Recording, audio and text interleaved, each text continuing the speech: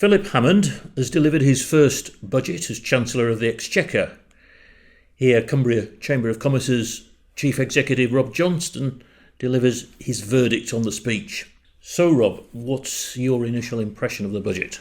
Well, it's certainly a different presentation style to the previous Chancellor, Julian, and I actually think that's good, because we spent previous budgets trying to unpack some clever words and wordsmithing and games playing, I think, and it was quite nice to see Philip Hammond, I think, being quite genuine and straight. You got the usual joking and things, but I think genuinely the style was better, it was sharper, it certainly felt shorter, and I think he got to the point of the issues in a much more focused way than George Osborne has done previously.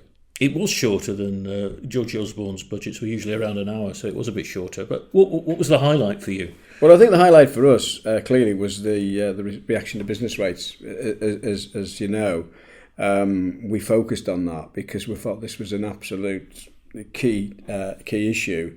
A lot of the other business issues which we want to have a conversation with government about need to be played in very carefully around the business confidence and Brexit. So we chose through the whole of the British Chamber movement this time to focus on business rates because it was a one that was very important to businesses, and we're pleased he's done that. We put a lot of emphasis on it before the budget and fed that in. I guess the reality is what's happening here in Cumbria, and there's some winners and losers on this. As you know, it's meant to be fiscally neutral, and we've heard some pretty hair-raising stories about the losers. We've got anecdotal stories of up to 300% increase for auction markets, and we've heard licensed premises, particularly where the rateable value has gone from, like 20,000 to 120,000. Mm-hmm. So, that's because it's a bricks and mortar tax, and I think he refers to that later in his speech. But it's an unfair tax, as we know. There were traditional reliefs put forward as part of the review. But we don't think they were enough, and I'm pleased to see that the Chancellor's gone further than what had been suggested, and he's capped the increase to £50 a month for businesses that are no longer eligible for a small business rate relief. Yeah. And there's £1,000 discount for pubs, which I think was an interesting comment, a bit of a sweetener in there to keep everybody on side, and there's a bit of a roar from the House. But the interesting thing is this 300 million fund that local authorities are going to have to help with hardship cases. And I think they're probably the right people to have it, local authorities. They're the ones who look after the rate collection, so they've got the databases and the relationship. But I think we and other business organisations are going to need to work hard to make sure that that's done efficiently and done where it's needed.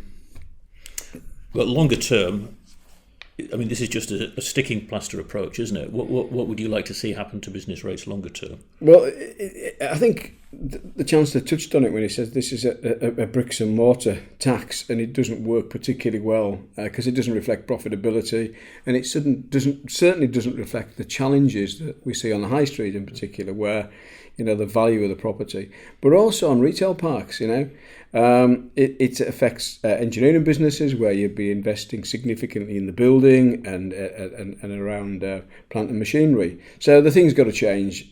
He's promised he's going to change it. It's probably not going to change quick enough for us, but at least we welcome the fact that it's still on the table for debate, and he's open to influence on how much it's going to change. Okay, I think he's saying there'll be change before the next revaluation, but that's not until 2022, so we'll have to see how that plans out. Now, he did announce a tax increase for the self-employed and also a cut in the tax-free dividend allowance for director shareholders. Were you expecting that? We were. It's gone further than we expected. I think it was landed by the Chancellor as being about fairness, and that you should pay your right taxes for the benefits you enjoy. And let's just have a look at what he's come up with here.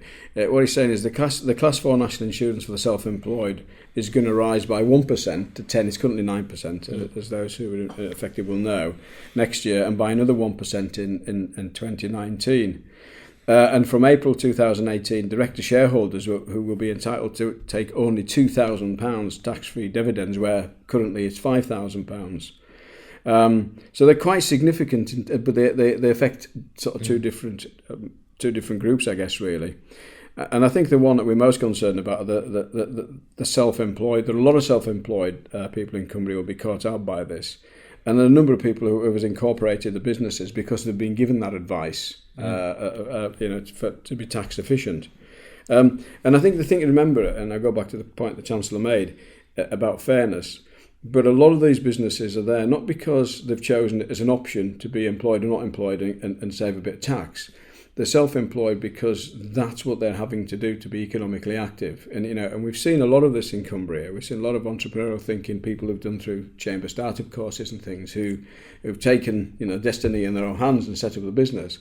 And they've taken a lot of risk. And I think when you put the risk-reward equation on the table, I think it was only fair they got some benefits of taking that risk and making those decisions and hopefully growing those businesses.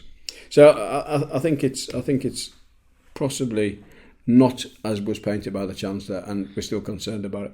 Now, there was a big announcement on vocational qualifications, the creation of the so-called T-levels that will be the vocational equivalent of A-levels.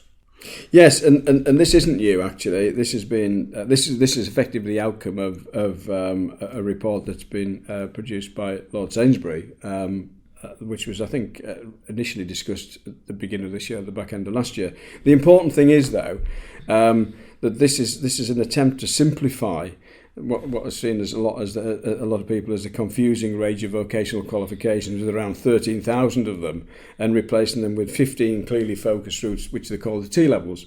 But behind the 15 clearly focused routes, there will be an awful lot of other qualifications. But the important thing is this really sort of presses the reset button on vocational, and actually the term vocational should disappear out of this because I think that's confusing. The Chancellor's hoping that this will put those learners on par with A-levels and encourage more youngsters to consider a technical qualification.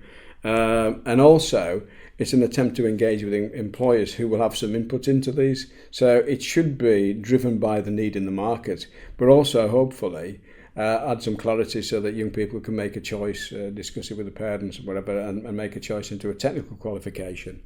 Now, the other exciting thing on here is that they're going to increase the number of hours training for 16 to 19-year-olds by 50%. That will make quite a difference. And also, the requirement for a high-quality 3-month work placement as part of the training looks interesting. I mean, it sounds good, but is there enough money to deliver it? Well, there's the rub. He mentioned 500 million, which sounds a lot. But actually, if you look at the way that would pan out in terms of what does it mean on the streets of Cumbria, it equates to about 5 million a year extra for training. So it all sounds very good, but the reality is there's probably not enough money in there. So anything else in the budget that you'd pick out? I think so. I think there was a pledge to reduce bureaucracy around R&D tax credits, which is very welcome. And the other thing I think which is really good is the 1 year delay in the digital tax reporting. I think we raised this one a few weeks ago as people were heading towards a deadline, and it became fairly evident that lots of small businesses were really not prepared for this. This is where they have to submit their tax information quarterly online instead of once a year. That's right, Julian. And what we discovered, because we made businesses aware of it through our chamber network, is that very few were prepared for this, particularly the smaller ones who were still working on sort of hand-filled in ledgers and things, and were struggling to make the move. So I think what he's doing is give them another 12 months, the smaller ones, to get the house in order. And finally, was there anything not there that you would have liked to have seen in the budget? Well, infrastructure is a big issue for us in Cumbria, as we discussed many times, and we'd like to see some more clarity around that, particularly on the 595, 590. He didn't make any specific announcements on new projects, interestingly, other than the fact there was going to be 90 million available across the north on what they call pinch points, which are areas where there are serious congestion, and a 690 million pot for local authorities to bid into, but mainly for urban congestion, so probably won't hit Cumbria. I guess the challenge here for Cumbria on this one is that if it's done on economic impact, that tends to benefit larger, more concentrated population areas, and whilst it's a real problem in Cumbria at times. It's in small parts of the day, and it's for not a lot of people, so we struggle to benefit there. I think disappointment around nothing on the nuclear industry. Yeah. We've been pressing for government to take a direct stake in the Moorside nuclear power station for the reasons we've mentioned many times, is that we should be investing in our own energy future. And if it's a good enough investment for another private company, then it should be good enough for UK PLC. Plus the fact that we really need to get our act together around the 7.5% of the UK's power will come out of Moorside. Yeah. And any delay is only going to add to the worry that business has got on investing, particularly in businesses that are high energy users. Okay, right. Thanks very much, Rob.